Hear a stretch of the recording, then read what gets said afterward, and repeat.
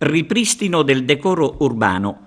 Questa la principale richiesta dei cittadini di Agrigento radunati davanti al comune ieri, mentre una delegazione veniva ricevuta dal sindaco Lillo Firetto e dall'assessore Nello Amel. Al sindaco è stato consegnato un documento con delle precise richieste che comprendono anche la pulizia delle spiagge. Dal tono degli interventi si è subito compreso che i cittadini non intendono più sopportare una situazione che danneggia l'immagine della città. Si è parlato di raccolta differenziata e delle vergognose discariche e si è fatto il punto sull'ordine pubblico, in particolare a San Leone. Una riunione fiume con l'amministrazione comunale, di che cosa avete discusso e cosa possiamo dire alla città adesso?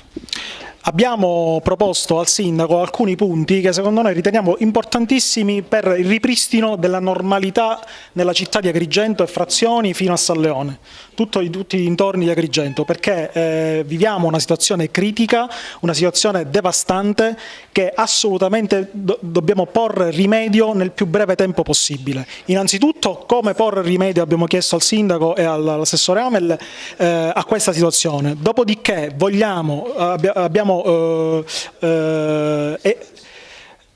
vogliamo delle risposte, dei fatti, non risposte a parole, dei fatti su come risolvere la situazione in giro per la città, a livello turistico, a livello di decoro urbano e degrado che c'è nelle strade e a livello di differenziata, perché sappiamo che la differenziata è partita con un gap mostruoso, cioè siamo molto indietro, l'amministrazione si è trovata con una situazione che gli è sfuggita di mano, assolutamente sappiamo che gli è sfuggita di mano, e vogliamo sapere come vuole porre rimedio a questa situazione, perché non è possibile, non possiamo andare avanti così. I turisti cancellano le prenotazioni nei nostri B&B, nei nostri hotel, e abbiamo recensioni negative su tutto il territorio, non sul B&B, ma sul territorio, sulla spiaggia, sulle strade, e questo assolutamente non è assolutamente possibile. La stagione è iniziata, deve andare avanti e dobbiamo trovare la soluzione per andare avanti. L'incontro è stato fatto più da numeri che da soluzioni vere e proprie. Il problema è che il Comune è in grossissima difficoltà ed è quello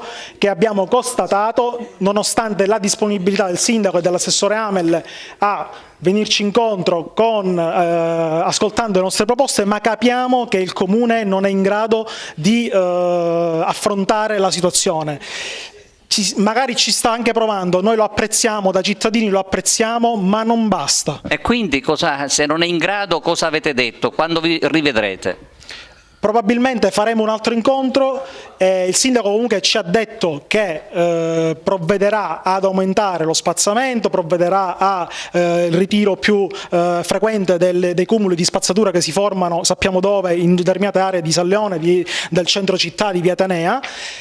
Però se questo non sarà sufficiente noi saremo pronti a organizzare un nuovo sit-in sotto il Comune. Assolutamente noi non ci fermiamo qui, la situazione nostra andrà avanti, i cittadini adesso hanno alzato la testa, hanno alzato le antenne e non abbasseremo assolutamente la guardia, non ce lo possiamo permettere.